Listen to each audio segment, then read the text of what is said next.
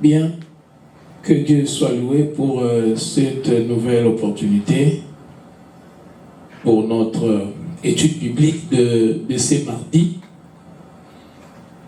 Alors, nous allons d'abord prier avant d'entrer dans les vifs de notre sujet. Père, nous te remercions, te rendons grâce. Nous te recommandons ces instants merveilleux au cours desquels nous allons étudier ta parole. Père, ouvre nos yeux afin que nous puissions contempler le merveille de ta parole. Donne-nous un esprit de sagesse et de révélation afin que nous puissions mieux te connaître. Donne-nous, Seigneur, de garder ta parole dans nos cœurs afin que nous ne puissions pas pécher contre toi. Seigneur, instruis-nous, corrige-nous, enseigne-nous, convainc-nous, afin que nous soyons des hommes accomplis. Au nom puissant de notre Seigneur Jésus-Christ, nous avons ainsi prié. Amen. Amen. Bien, nous continuons notre étude avec les livres d'Ézéchiel. Nous sommes au chapitre 34 du livre d'Ézéchiel. Nous allons ouvrir nos Bibles. Ézéchiel chapitre 34.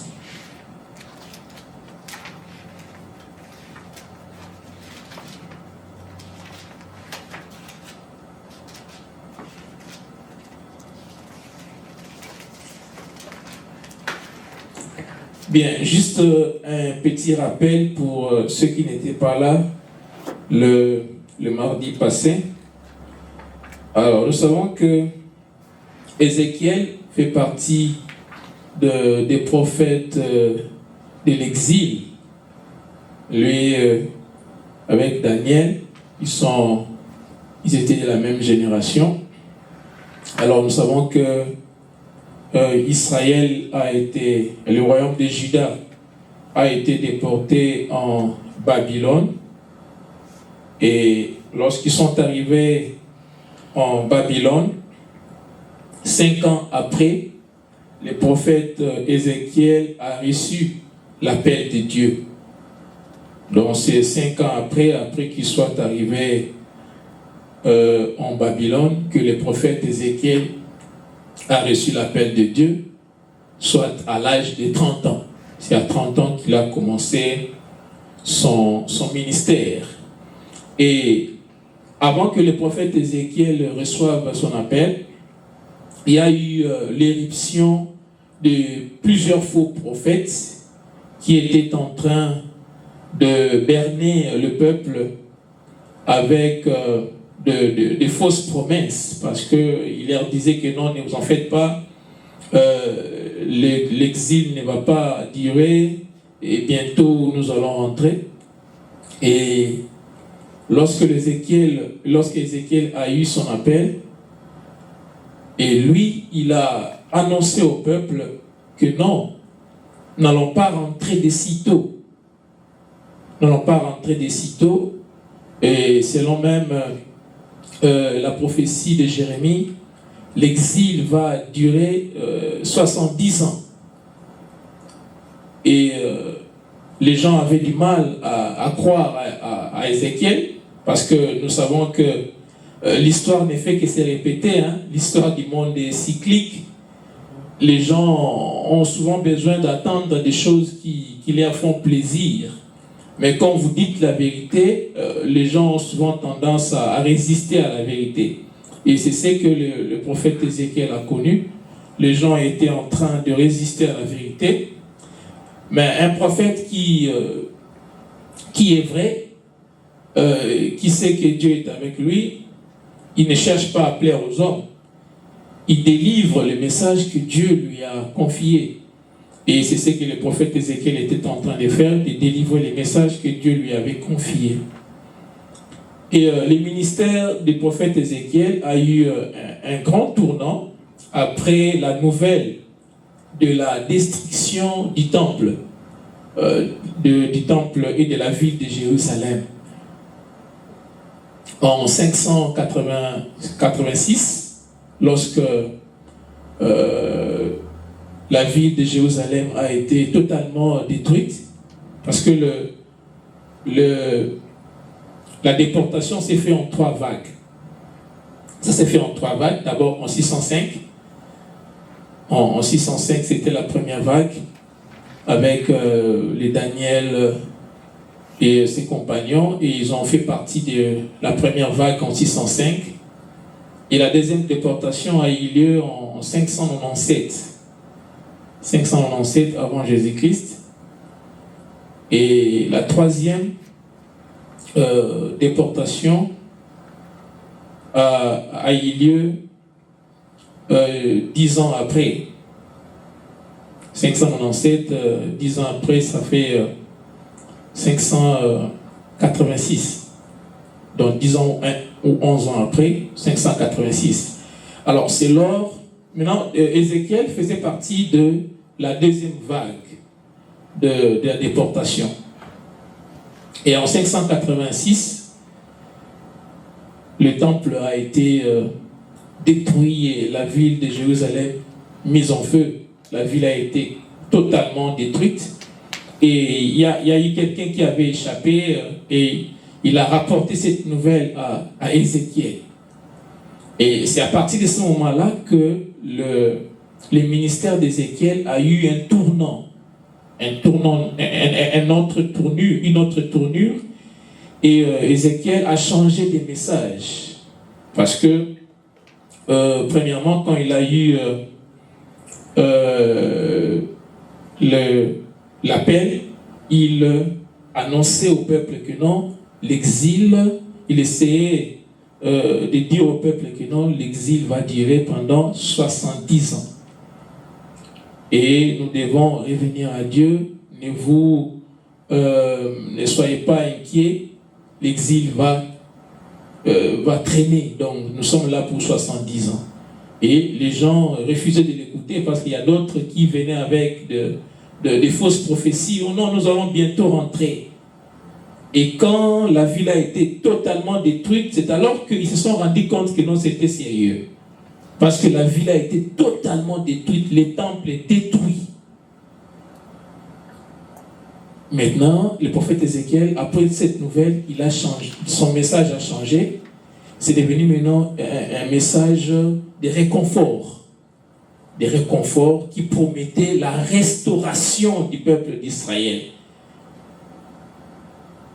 La restauration du peuple d'Israël et qui va culminer avec l'arrivée du Messie et l'instauration du royaume de Dieu. Donc son message avait changé après la nouvelle de la destruction de la ville de Jérusalem. Alors nous savons que le nom même d'Ézéchiel signifie que Dieu te fortifie. Ouais, donc tous ceux qui ont écouté le message d'Ézéchiel ont été fortifiés par Dieu, parce que même le nom d'Ézéchiel signifie que le Seigneur te fortifie. Eh bien, aujourd'hui, c'est le chapitre 34. Donc, le 4 premiers versets du chapitre 34, c'est ça qui va faire l'objet de notre message d'aujourd'hui. Donc, Ézéchiel chapitre 34, du verset 1 jusqu'au verset 4. Alors, j'ai lu au nom du Seigneur. La parole de l'Éternel me fut adressée en ces mots. Fils de l'homme, prophétise contre les pasteurs d'Israël. Prophétise et dis-leur aux pasteurs. Ainsi parle le Seigneur, l'Éternel.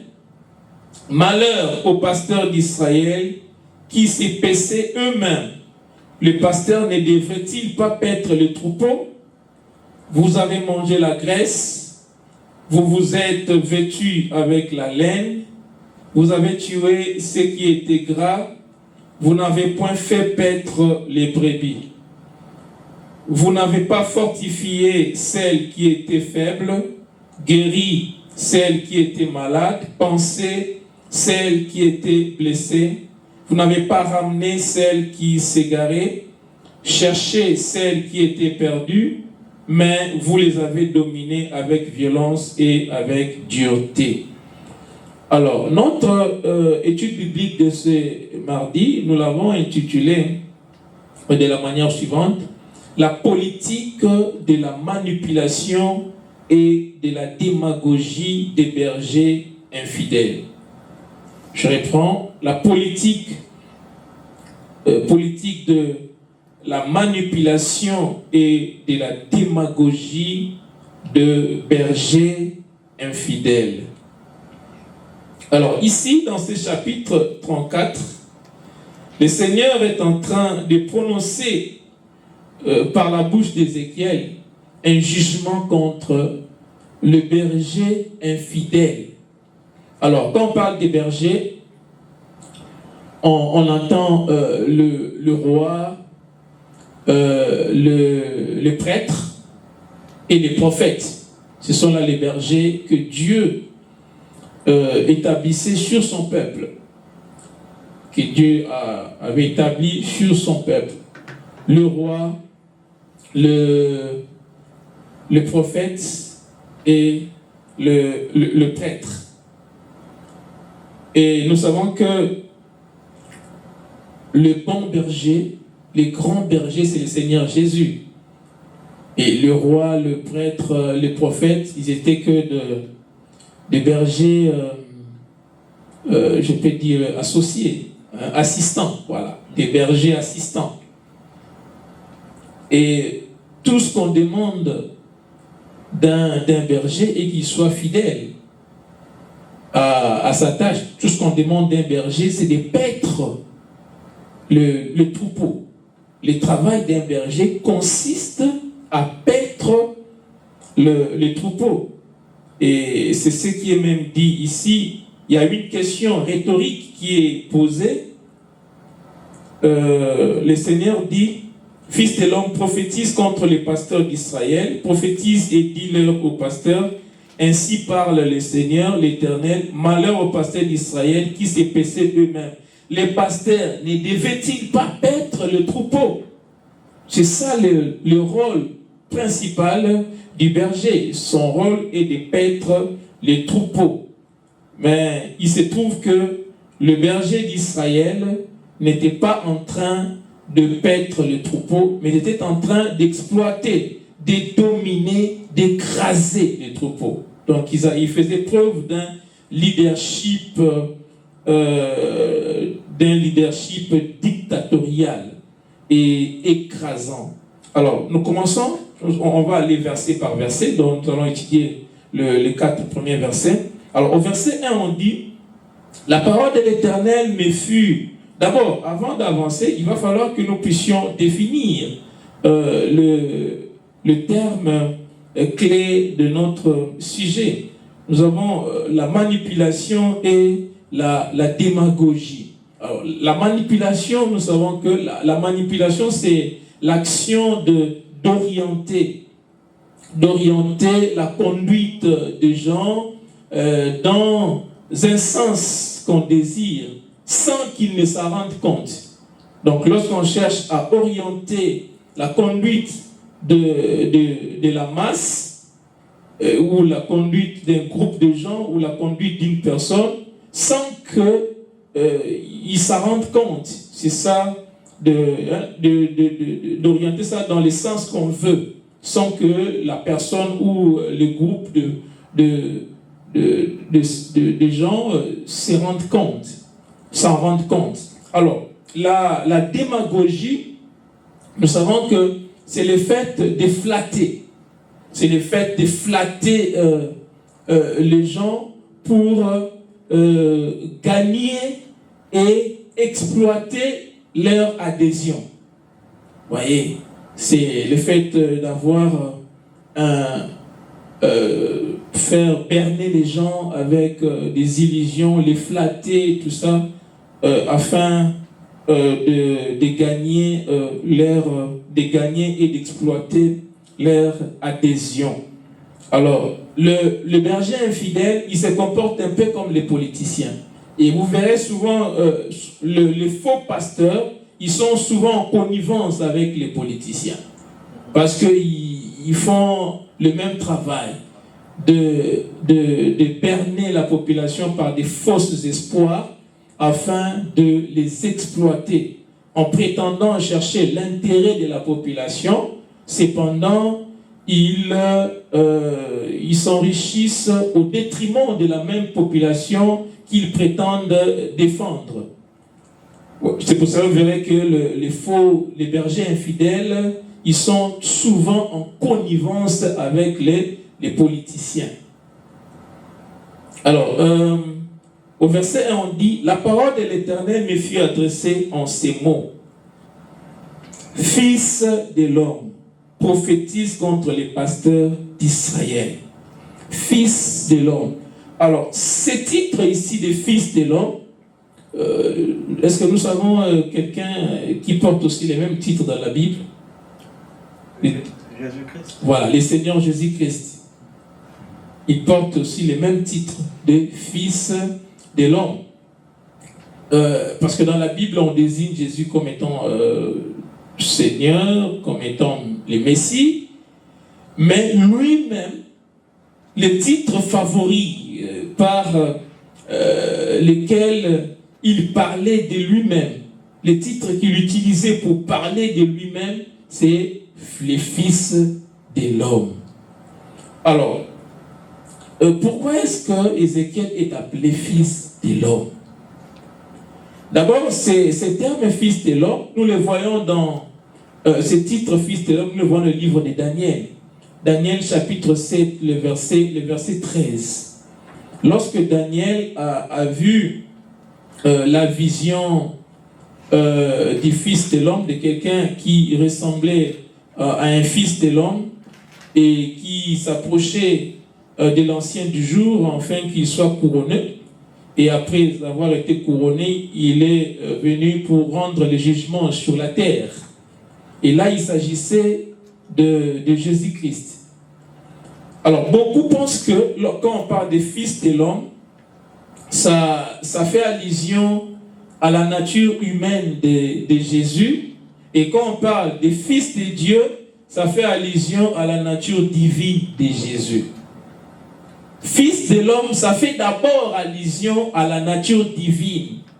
Parce que la première fois que ce titre, la première fois qu'on a fait mention de ce titre dans la Bible, on parlait d'une personne céleste, d'un être céleste, d'un être divin. Vous voyez, on parlait d'un être divin, d'une personne divine qui ressemblait au Fils de l'homme. Alors ici, le Fils de l'homme le titre Fils de l'homme est lié à la mission de l'incarnation du Seigneur Jésus-Christ. Parce que n'oubliez pas que Dieu a fait une alliance dans l'éternité avec Jésus. L'alliance de la rédemption. Dieu a fait ça dans l'éternité avec le Seigneur Jésus.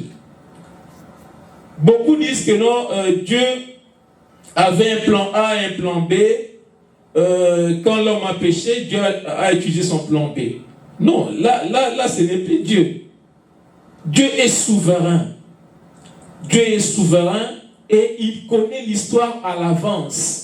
Ça a été déjà arrêté comme ça. Ce monde a été créé pour Golgotha. Ça a été arrêté comme ça. Et dans l'éternité, dans l'éternité passée, Dieu a conclu l'alliance avec le Seigneur, avec son Fils, que c'est lui qui allait être le Messie qui allait racheter les hommes de leurs péchés. Voilà pourquoi, voilà l'essence même du titre des fils de l'homme. Donc ça fait allusion à l'incarnation, à la mission rédemptrice du Seigneur Jésus. Parce qu'il devait être les représentants. Donc il devait représenter le dernier Adam. Le premier Adam a chuté devant Satan, et le dernier Adam devait vaincre Satan afin de racheter la race humaine. Et voilà pourquoi on l'appelle fils de l'homme. Parce qu'il représente le dernier Adam. Il représente le dernier Adam. Et parce qu'il devait même naître de la descendance de la femme.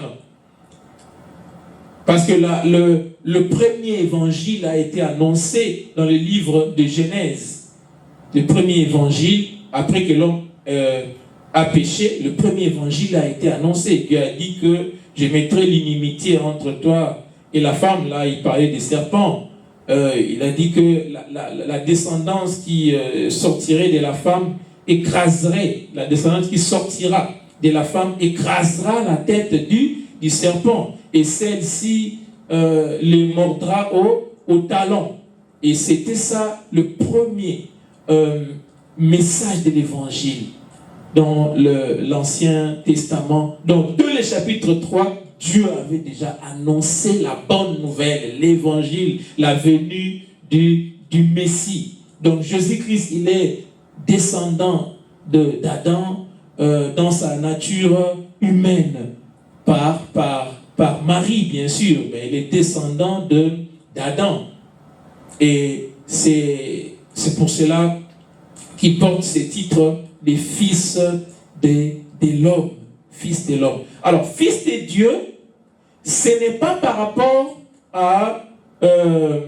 ce n'est pas en termes biologiques qu'on dit fils de Dieu. Fils de Dieu, c'est en termes de l'obéissance. Dans la Bible, quand on parle de la filiation, on fait allusion à l'obéissance. On est fils de celui à qui on obéit. Les pharisiens, ils ont essayé de faire croire à Jésus qu'ils étaient fils d'Abraham. Jésus leur a dit non, vous n'êtes pas fils d'Abraham, vous êtes des fils du diable, parce que vous obéissez au diable. Et la Bible dit encore, tous ceux qui sont conduits par l'Esprit de Dieu sont fils de Dieu. Dans la Bible, quand on parle de fils de Dieu, c'est par rapport à l'obéissance. On est fils de celui à qui on obéit. Et Jésus-Christ est fils de Dieu. Parce que dans la Trinité, ils sont tous égaux, mais ils sont tous égaux, mais il y a la subordination. Le Fils est subordonné au Père et le Saint-Esprit est subordonné au Fils. Vous voyez? Donc et Ézéchiel maintenant est appelé fils de l'homme parce qu'au ciel, il représentait la race humaine. Dans cette vision, il représentait la race humaine. Et Dieu l'appelle fils de l'homme pour marquer cette différence. Parce qu'il était au milieu des êtres célestes. Et Dieu l'appelle fils de l'homme pour marquer cette différence. Et aussi en tant que représentant de la race humaine dans cette vision-là. Voilà pourquoi Dieu appelle Ézéchiel fils de l'homme. Ézéchiel c'est un fils de l'homme. Mais Jésus-Christ est le fils de l'homme. Vous voyez, Ézéchiel est un des fils de l'homme. Mais Jésus-Christ est le fils.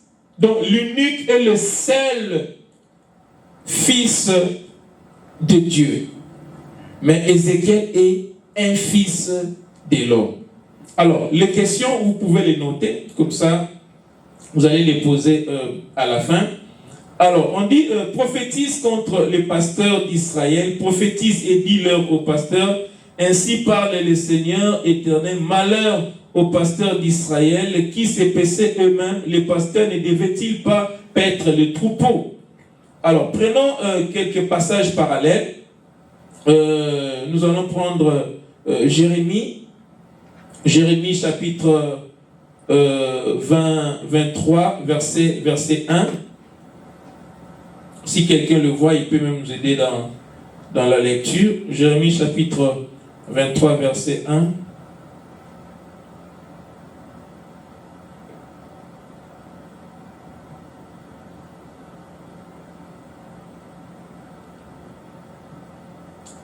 Bien, j'ai dit, Seigneur, malheur aux pasteurs qui détruisent et dispersent les troupeaux de mon pâturage. Dit le Seigneur. Vous voyez, même Jérémie a annoncé le même jugement à l'égard des bergers infidèles. Prenons encore Jude. Jude chapitre 12, verset 13. Jude chapitre 12, verset 13.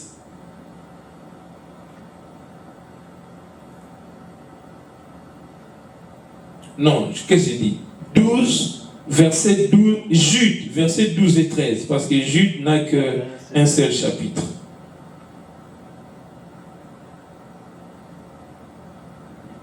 Alors, le verset 12 nous dit, ce sont des écueils dans vos agapés,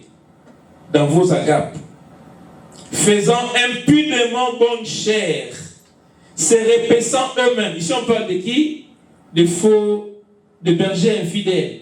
Donc, le roi, les prophètes, les prêtres.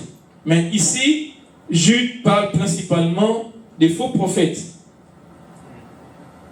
Ce sont des écueils dans vos agapes, faisant impudemment bonne chair, se repaissant eux-mêmes. Ce sont des nuées sans eau, poussées par les vents, des arbres d'automne sans fruits, des fois morts, déracinés, des vagues furieuses de la mer, rejetant l'écume de leur impureté, des astres errants auxquels l'obscurité des ténèbres est réservée pour l'éternité. Vous voyez, il dresse un tableau sombre de bergers infidèles, des gens qui n'ont aucun fruit dans leur vie. C'est pour cela que Jésus-Christ dit que on reconnaîtra l'arbre par ses fruits. Aujourd'hui, dans les églises, les gens mettent un accent, ils mettent beaucoup plus l'accent sur les dons de l'esprit. Mais ils ne mettent pas autant d'accent sur le fruit de l'esprit. Beaucoup mettent l'accent sur les dons. Les gens veulent avoir des dons pour se faire voir. Le mativisme, vous voyez, pour se faire valoir.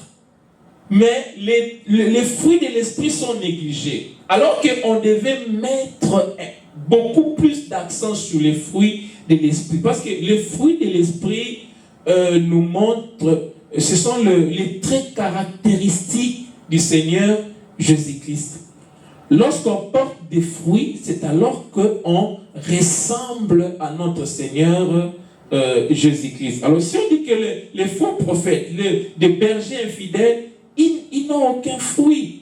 Ils sont deux fois morts, ils sont déracinés, ils sont de vagues furieuses, rejetant l'écume de leur impureté, des astres errants, auxquels l'obscurité des ténèbres est réservée pour l'éternité. Jésus-Christ a dit que non, beaucoup diront que Seigneur, on a fait des miracles en ton nom, mais il va leur dire que je ne vous ai jamais connus. Ceux-là, ce sont des bergers infidèles qui pratiquaient la démagogie et la manipulation. Vous savez, beaucoup sont manipulés aujourd'hui.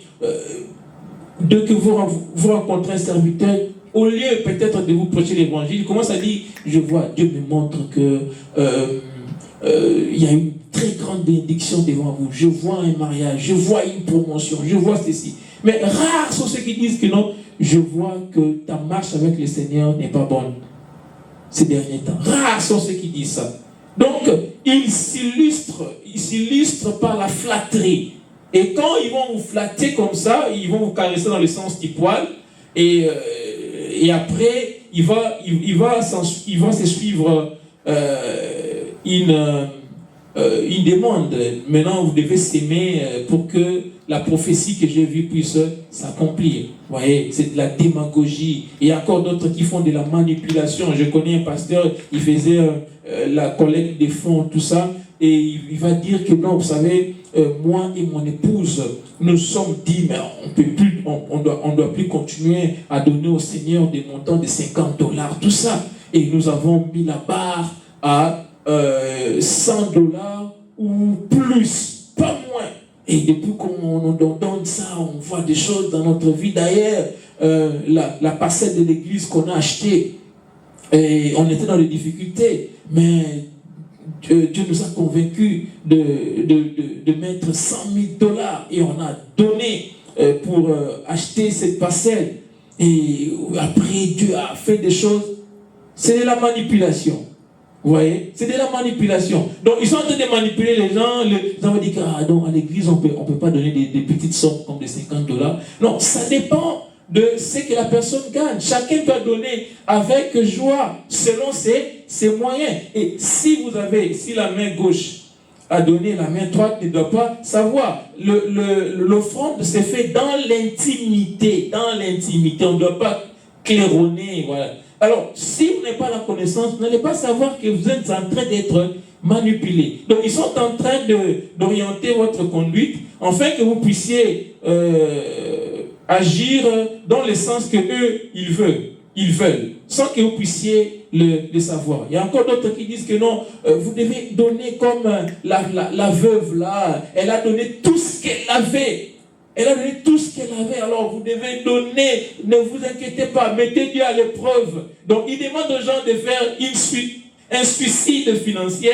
Donc prenez tout ce que vous avez en banque, venez donner, même l'argent que vous avez prévu pour donner à vos parents ou payer les études de vos enfants, venez donner et mettez Dieu à l'épreuve. Vous voyez, c'est de la manipulation.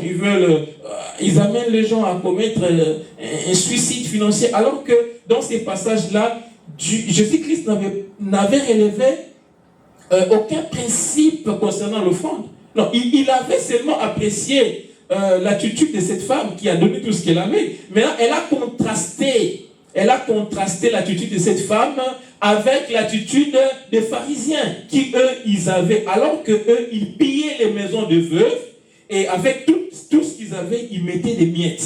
Mais cette veuve, qui n'avait rien, elle donne même les derniers centimes qu'elle avait pour vivre. Et ces pharisiens-là qui pillaient les maisons de veuves, ils sont tellement insensibles au point qu'ils pillent le veuve même jusqu'au dernier centime. Ils dévorent les maisons de veuves même jusqu'au dernier centime. Ouais. Et Jésus n'avait pas relevé un principe sur l'offrande là-dessus. Mais les gens qui manipulent, les manipulateurs, ils utilisent ça pour dire que non, vous devez donner comme cette femme. Voyez, donc, si vous n'êtes pas au courant de ça, vous pouvez facilement vous faire avoir par ces troubadours de l'évangile. Bien, donc, nous prenons encore un autre verset parallèle, 2 Pierre chapitre 2, versets 13 à 17.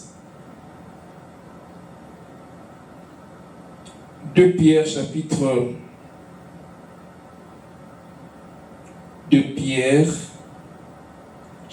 2, versets 13 à 17.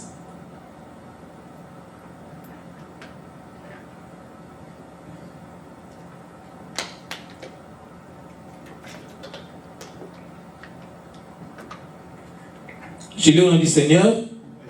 Recevant ainsi le salaire de leur iniquité, ils trouvent leur délice à se livrer au plaisir en plein jour.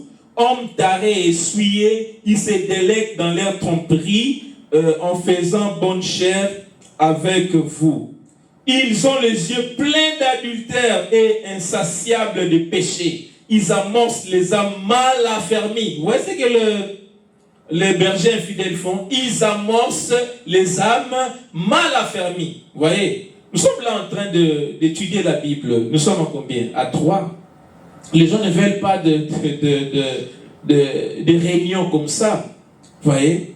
Et ils veulent qu'on leur débite des inepties. Et là, ils sont contents. Vous voyez? Mais quand on parle de choses sérieuses, ils ne sont pas là. Et ils sont mal affermis et par conséquent, ils sont la proie. Ils sont la proie des bergers infidèles. Donc, ils amorcent les âmes mal affermies et ils ont le cœur exercé à la cupidité. Ce sont des enfants de malédiction. Après avoir quitté les droits chemins, vous voyez, ils sont des apostats. après avoir quitté le chemin du droit chemin, ils se sont égarés en suivant la voie de Balaam, fils de Bosor, qui aima les salaires de l'iniquité, mais qui fut repris pour sa transgression. Une ânesse muette faisant entendre une voix d'homme arrêta la démence du prophète. Ces gens-là sont des fontaines sans eau. Vous voyez, des fontaines sans eau, des nuées que chasse un tourbillon, l'obscurité des ténèbres leur est réservée. La même chose qu'on avait lu aussi dans Jude. L'obscurité des réserves et l'obscurité des ténèbres leur est réservée. Alors, vous voyez encore un autre passage parallèle. Prenons Zacharie. Zacharie chapitre 11, verset 16. Zacharie chapitre 11, verset 16.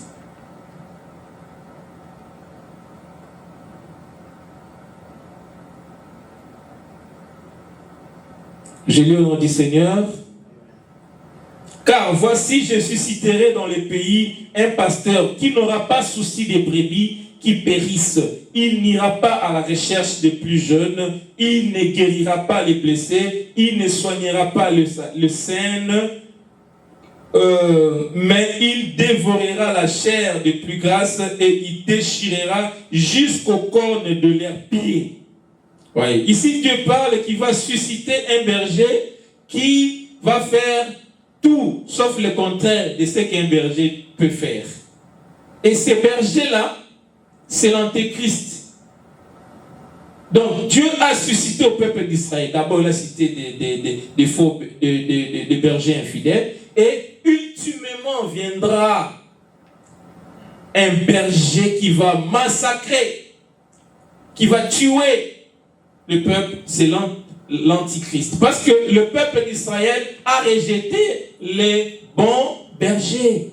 Il a rejeté les bons bergers. Et quand nous rejetons des bons bergers, le Seigneur nous envoie des faux bergers. Vous voyez, parfois quand vous voulez annoncer aux gens la vérité, parfois il y a des gens surtout les gens qui cherchent des sensations qui sont trop sensationnelles et ils veulent des églises où on leur fait des promesses, tout ça, fallacieuses.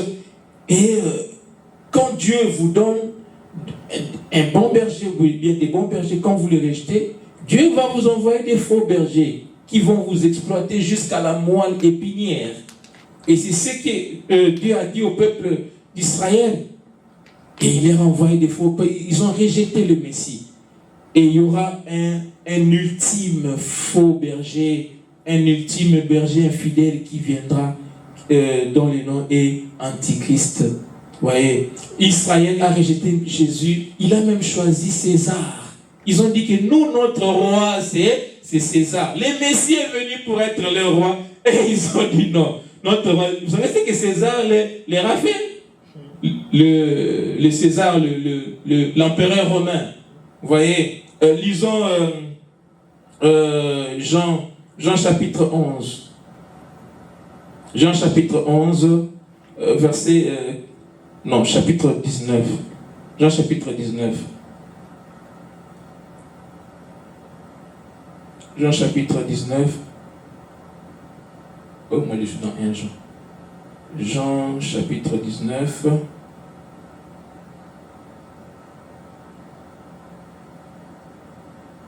Le verset 14 et 15. J'ai lu au nom du Seigneur. C'était la préparation de la fête. C'était la préparation de la Pâque. Et environ la 6e heure, Pilate dit aux Juifs, voici votre roi. Mais ils s'écrièrent, ôte, crucifie-le. Pilate leur dit, crucifierai-je votre roi? Les principaux sacrificateurs répondirent, nous n'avons pas de roi que César. Vous voyez? Ils ont rejeté Jésus, ils ont choisi César. Quand vous rejetez le Messie, Dieu va vous susciter des bergers infidèles. Alors, j'avais dit versets 14 et 15. Hein. Voilà, donc ils ont choisi César. Mais ce que César leur a fait, vous savez ce que César leur a fait? En l'an 70, il a détruit le temple, il a mis la ville en feu. Et il a tué plus d'1 million de Juifs. Vous voyez? Les jugements sont tombés sur eux et ils sont allés en exil.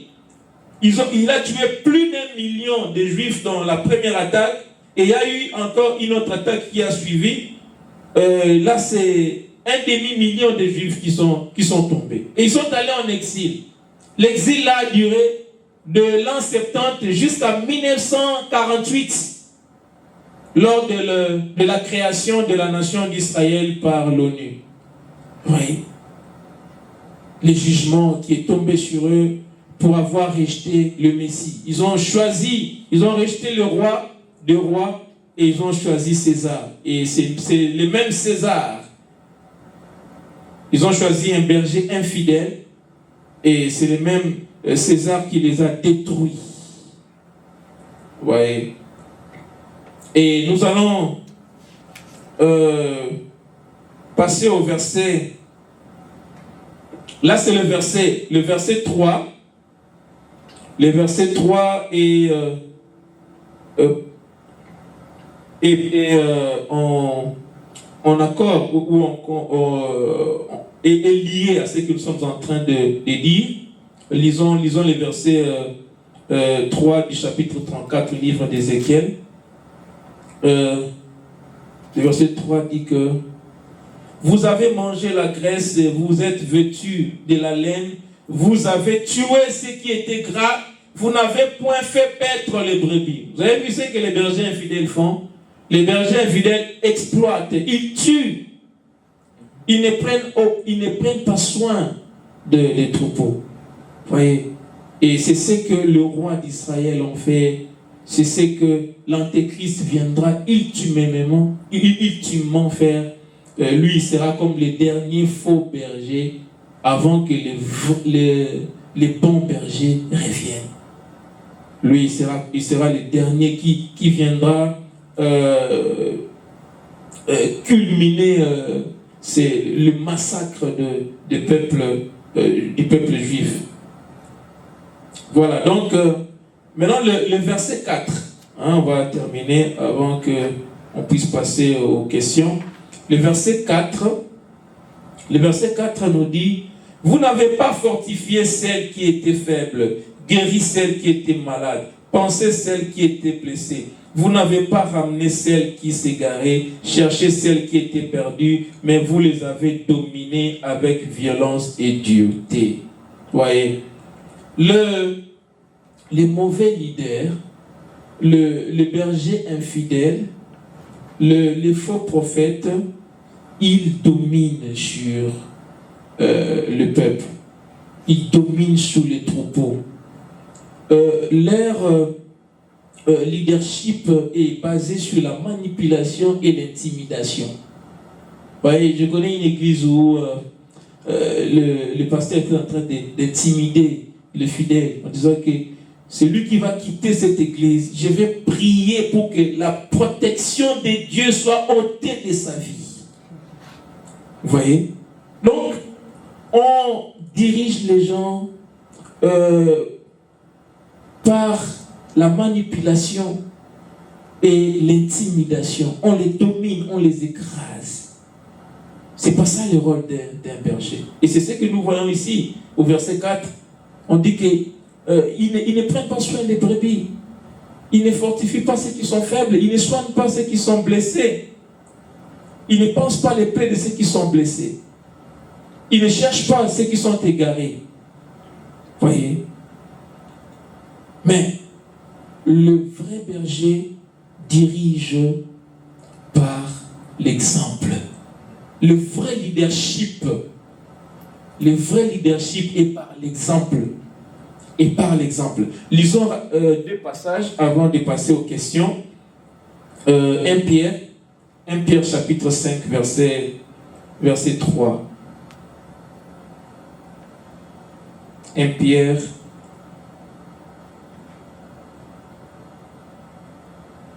chapitre 5, verset 3. La parole déclare, non comme dominant sur ceux qui vous sont échus en partage, mais en étant les modèles du troupeau. Voyez, les bergers ne doivent pas dominer sur le troupeau, mais ils doivent être les modèles du troupeau. Le vrai leadership spirituel, c'est un leadership qui est basé sur l'exemple. Le berger doit être les modèles du troupeau. À toute échelle, hein, le roi, le président, le prêtre, toutes les autorités, ils doivent être les modèles des gens qu'ils gouvernent. Ils doivent inspirer par leur conduite.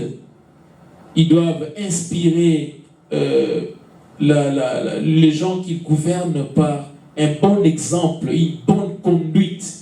C'est ce que Dieu demande. Parce que nous allons rendre des comptes. Tous qui sont leaders, même les parents, nous sommes aussi des leaders. Les rois, les présidents, ils sont des parents des nations.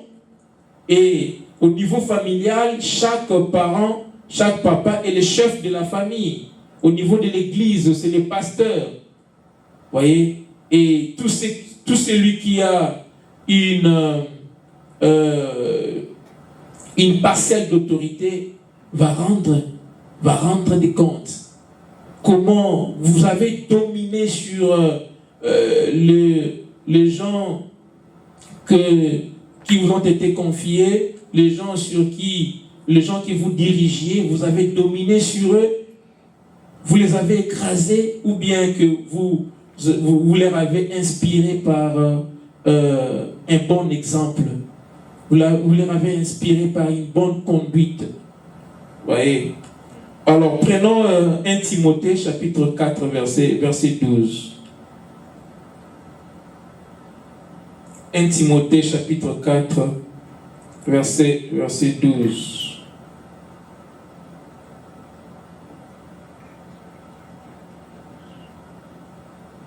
Bien, la parole déclare que personne ne méprise ta jeunesse, mais sois un modèle pour les fidèles, en parole, en conduite, en charité, en foi et en pureté.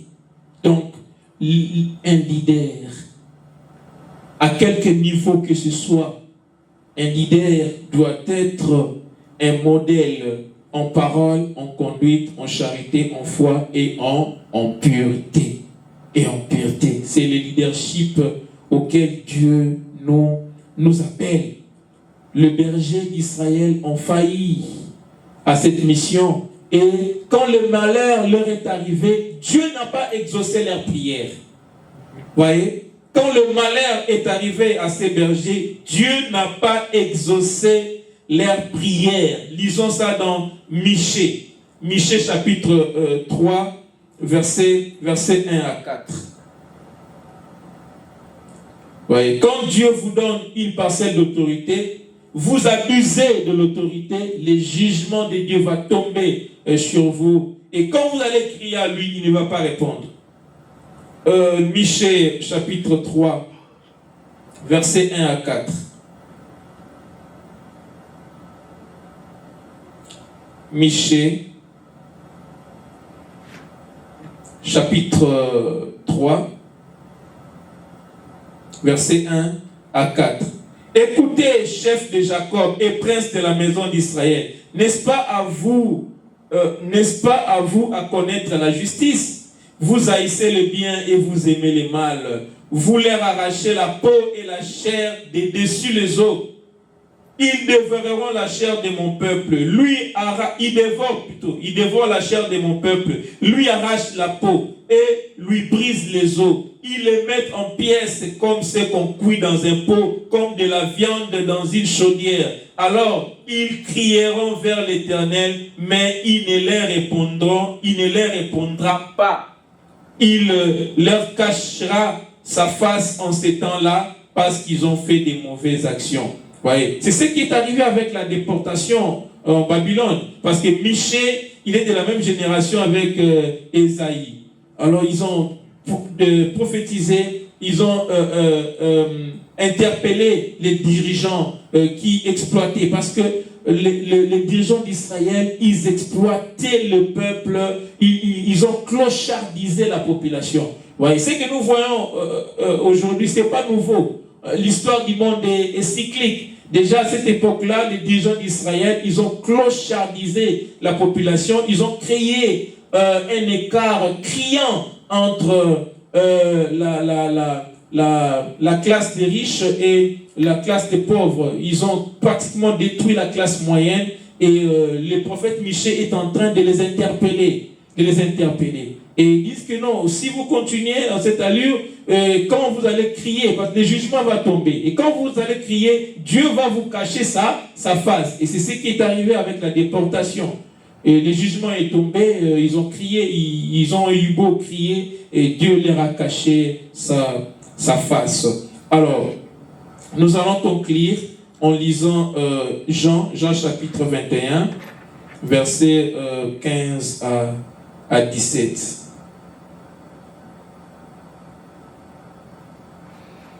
Jean chapitre 21, versets 15 à 17. Eh bien, la parole déclare, après qu'ils eurent mangé, Jésus dit à Simon, Pierre, Simon, fils de Jonas, m'aimes-tu plus que même ceci? Il lui répondit, oui Seigneur, tu sais que je t'aime. Jésus lui dit, paie mes agneaux. Il lui dit une seconde fois, Simon, fils de Jonas, m'aimes-tu? Pierre lui répondit, oui Seigneur, tu sais que je t'aime. Jésus lui dit, paie mes brebis. Il lui dit pour la troisième fois, Simon, fils de Jonas, m'aimes-tu? Pierre fut attristé de ce qu'il lui avait dit pour la troisième fois, m'aimes-tu? Et il lui répondit, Seigneur, tu sais toutes choses, tu sais que je t'aime. Jésus lui dit, paie mes brebis. Combien de fois Jésus a dit à Pierre, paie mes brebis? Il a commencé par paie mes agneaux, ensuite paie mes brebis, paie mes brebis. Combien de fois? 3 fois. Donc, l'amour, nous manifestons l'amour que nous avons pour le Seigneur en nourrissant ceux qui sont sous notre responsabilité. Le berger manifeste l'amour qu'il a pour le Seigneur en paissant le brebis. Et les parents manifestent l'amour qu'il a pour le Seigneur en prenant soin de sa famille. Et les dirigeants du pays, ils manifestent l'amour qu'ils ont pour le Seigneur en établissant la justice, en assurant la justice, l'équité dans les pays. Car la justice élève une nation. Voilà, que Dieu nous bénisse. Amen. Voilà, donc nous laissons place aux questions.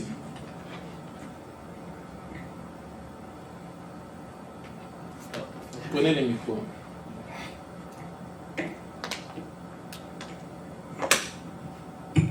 En fait, moi, bon, ce n'est pas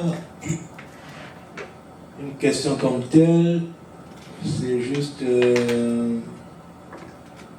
avoir un éclaircissement par rapport, lorsque vous parliez de quoi? Des fils de Dieu, fils de l'homme. Donc vous avez dit que fils de Dieu, c'est-à-dire ceux-là qui obéissent à Dieu. Donc c'est pourquoi j'allais demander, c'est pourquoi de la même façon on appelle les anges aussi les fils de Dieu, parce que ce sont les êtres qui obéissent. Exactement, exactement. Parce que, vous savez, le pardon du péché, c'est le privilège de la race humaine. Vous savez, les anges, ils sont choqués parfois. Parce que le pardon du péché, c'est le privilège de la race humaine. C'est le privilège des humains. Les anges n'ont pas droit. Vous voyez, la preuve en est les anges déchus. Ils ne sont jamais pardonnés. Mais les anges se disent, mais ces gens ici, ils offensent Dieu à maintes reprises. Mais Dieu les pardonne. Non, les anges découvrent aussi, par nous, les anges découvrent une autre facette de Dieu. Vous voyez, par nous, ils découvrent une autre facette de Dieu. Alors, la filiation dans la Bible, ce n'est pas en termes, en termes biologiques, c'est en termes de l'obéissance. C'est pour ça que les anges sont appelés fils de Dieu, les anges qui obéissent à Dieu, parce qu'ils obéissent à Dieu. Jésus-Christ est le fils de Dieu. Ce n'est pas en termes biologiques. Dieu n'a pas enfanté Jésus. Jésus n'a pas été créé. Il existe depuis l'éternité. Ils sont unis. Il y a 3 personnes en un Dieu unique. Et il y a seulement l'ordre. Il y a une certaine subordination. Mais ils sont tous... c'est un Dieu. Il n'y a pas 3 dieux. Vous voyez, c'est un peu un mystère. Mais la Bible nous a donné quelques éclairages pour que nous puissions comprendre, mais on ne peut pas tout comprendre, parce que Dieu est infini, nous sommes finis. Alors, Dieu, vous ne pouvez pas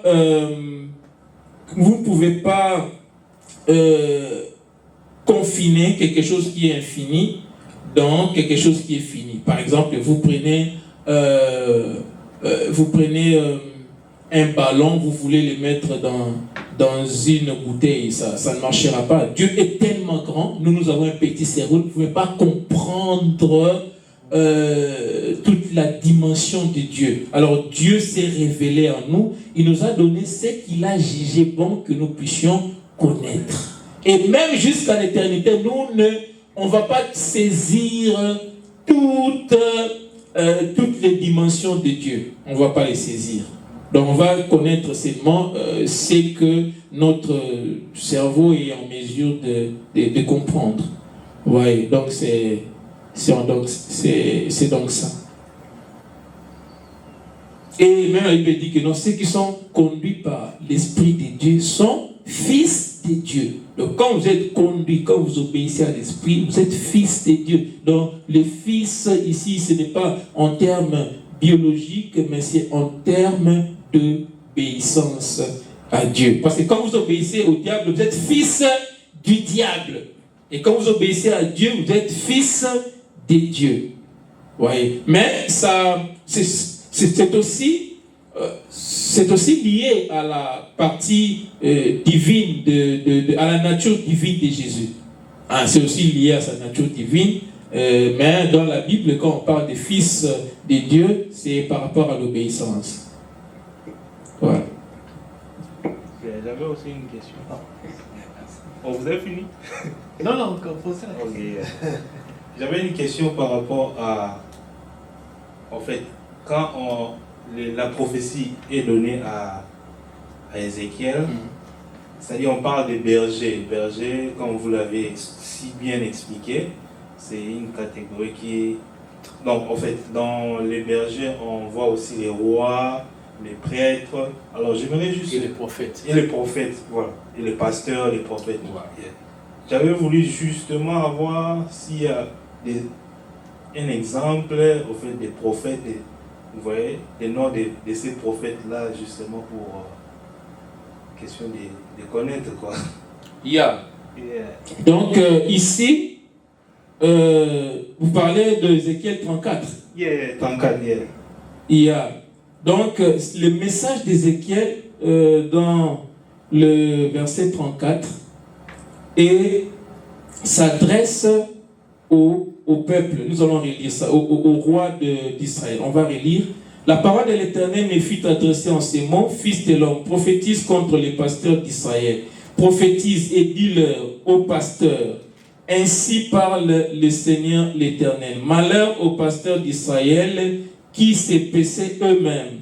Le pasteur ne devait-il pas paître le troupeau?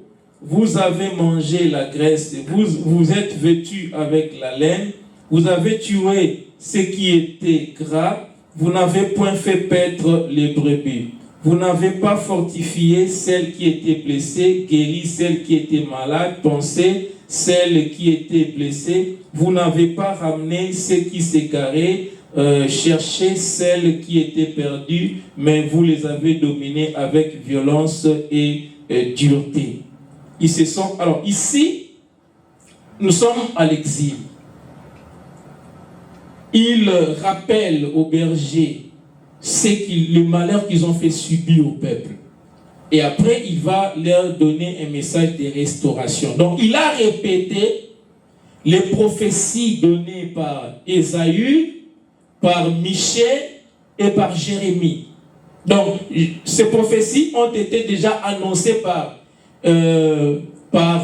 Ésaü. Alors, à l'époque d'Ésaü, Michée, à l'époque d'Ésaü, Michée, il y avait le roi Jotham, il y avait le roi Akaz, il y avait le roi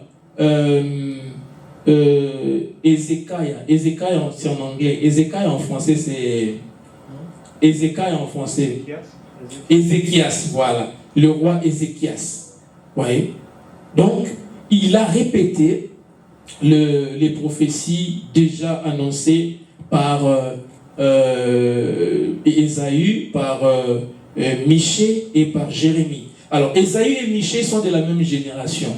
Jérémie, il est aussi de la génération d'Ésaü, mais il était beaucoup plus jeune que Ésaü. Ouais, donc ils ont répété. Donc pendant ces temps-là, c'était ces trois prophètes qui annonçaient. Ésaü a d'abord annoncé l'exil du royaume du Nord. Il a annoncé l'exil du royaume du Nord. Le royaume du Nord a été déporté dans quel pays? En Assyrie, en 722. Et Ésaïe, je crois en 760, si je ne m'abuse pas, il a annoncé l'exil du royaume du Nord. Et cela s'est accompli en 722. Vous voyez, cela s'est accompli en 722. Et ensuite, en 605. Maintenant, quand Michée, lui, il a beaucoup plus prophétisé contre le royaume du Nord, et du Sud, le royaume de Juda. Ésaïe a prophétisé contre le royaume, beaucoup plus contre le royaume du Nord, donc Israël. Et Michée a prophétisé beaucoup plus contre le royaume du Sud, le royaume de Juda. Et à cette époque-là, dans le royaume de Juda, Michée, son ministère a duré plus de 20 ans. Donc, il a été prophète pendant le règne de 3 rois. Le roi Jotham, le roi Akaz et le roi Ézéchias. Voilà. Je ne sais pas si je répondais à votre question. Ah, ok. Merci. J'avais aussi une autre question.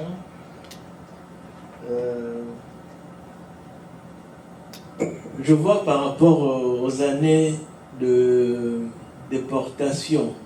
Yeah. Vous avez dit pour la première vague c'est 605 avant Jésus-Christ. La deuxième vague, dans la première vague c'est avec le prophète Daniel. Yeah. Et la deuxième vague c'est avec le prophète Ézéchiel. Donc en voyant ces années, il y a une différence de combien? À peu près 8 ans. Yeah. Donc on peut dire que Ézéchiel et Daniel sont des contemporains.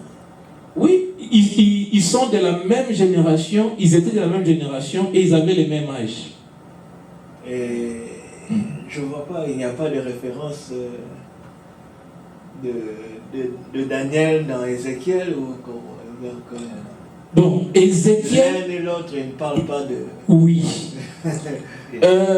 Pourtant, ils étaient des prophètes. Exact. Mais ils n'avaient pas le même ministère, ils n'avaient pas la même mission. Okay. Dieu a placé Daniel dans la sphère du pouvoir, afin que ce dernier puisse influencer les décisions à ce niveau-là. Et Ézéchiel était au milieu du peuple. Okay. Vous voyez, donc Daniel était dans la sphère du pouvoir il était avec la classe dirigeante et Ézéchiel était au milieu du peuple. Voilà. Et Ézéchiel est cité seulement dans le livre d'Ézéchiel. On ne fait pas allusion de lui ailleurs dans d'autres livres. Donc il est cité dans le livre d'Ézéchiel. Et voilà, donc... et c'est lui qui est l'auteur même de ces livres. Il a écrit ces livres pendant l'exil à Babylone. Donc ils sont de la même génération et ils avaient les mêmes âges.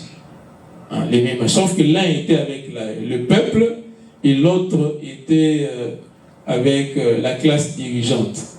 Voilà. Donc ils avaient deux missions qui n'étaient pas identiques. Ils avaient deux missions différentes. C'est comme avec les Esther, les Mardoché, voilà, le Esdras. Dieu les a placés là-bas parce qu'il devait. Esther, il a influencé la décision du roi Xerxès. Oui, donc les décrets qui avaient été signés pour l'extermination du peuple juif par Naaman, c'était Naaman, hein? Naaman, voilà, il y a eu un revirement de la situation. Dieu a utilisé Esther pour se faire. Voilà. Encore une question? Oui, j'avais encore ajouté une autre question, justement, le verset... Il nous reste 4 minutes. Il y a le verset 3, j'avais voulu seulement que vous puissiez un peu l'expliquer encore parce que je n'avais pas bien compris. Okay. Je n'ai pas bien compris. Le verset 3. Yeah. Vous avez mangé la graisse, vous vous êtes vêtus avec la laine, vous avez tué ce qui était gras, vous n'avez point fait paître le brebis. Ici, l'Éternel est en train de décrier la rapacité dont les dirigeants d'Israël ont fait preuve, leur avidité, leur égoïsme, leur avarice. Donc, ils ont exploité la population, ils ont appauvri le peuple et ils n'ont pas distribué la richesse équitablement et ils ont brillé par des injustices flagrantes dans les pays. Et Ézéchiel est en train de déplorer, le Seigneur est en train de déplorer ces mauvais comportements des dirigeants. Et on a vu ça avec des passages parallèles qu'on a lus. On avait lu Zacharie chapitre 11 verset 16. On a lu aussi Michée chapitre 1 à 4.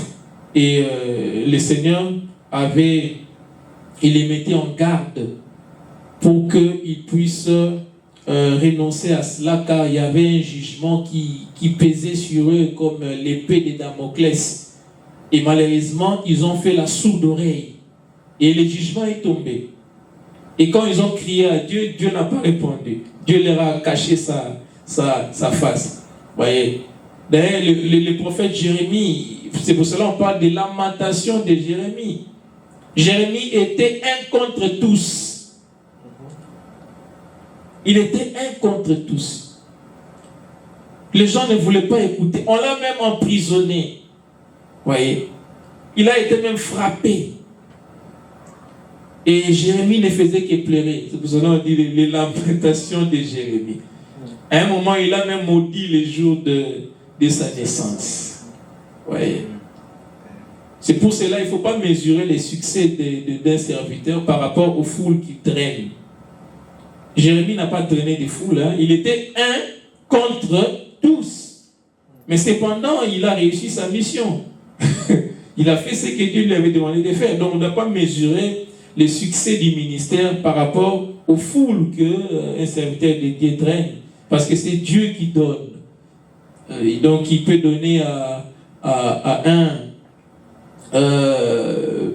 5 5 membres, il peut donner à l'autre 10, 15. Donc c'est Dieu, même les talents. C'est Dieu, il donne un à l'un, 2 à l'autre, 10. Oui, donc c'est Dieu qui donne. L'homme ne peut recevoir que ce qui lui a été donné d'en haut. Oui, donc on ne doit pas mesurer les succès d'un serviteur par rapport aux foules qu'il draine, mais on doit mesurer le succès par rapport à la fidélité du serviteur, par rapport aux fruits de l'esprit, aux fruits qu'il produit. Alors ici, c'était une mise en garde des dirigeants, parce que leur travail, regardez au verset 2, la question leur est posée: le pasteur ne devrait-il pas paître les troupeaux? Voyez. Comme il annonçait la restauration, alors il a fallu le rappeler les fautes qui ont conduit au désastre, afin qu'ils puissent apprendre. Et lorsque la restauration va venir, que ces erreurs-là ne soient pas répétées. Voyez. Donc ici, il a fait écho de messages annoncés par Jérémie, par Ésaü, par Michée. Oui. Parce que eux, ils sont des prophètes avant l'exil. Parce qu'il y a des prophètes pré-exil, il y a des prophètes exiliques, donc pendant l'exil, et les prophètes post-exil. Et les prophètes pré-exil, nous avons Ésaïe, Jérémie, même pendant l'exil, lui, il était toujours prophète, mais il est resté à Juda. Donc il y a Ésaïe, Michée, il y a Jérémie, et ils sont des prophètes pré-exil. Et il y a des prophètes exiliques, donc les prophètes pendant l'exil, il y a Daniel, il y a Ézéchiel, et il y a d'autres prophètes qui sont post-exil, les Zacharie, le Agé, Obed, Joël. Ouais, donc tous ces prophètes-là, ils sont post-exil. Voilà. Il y a encore des questions?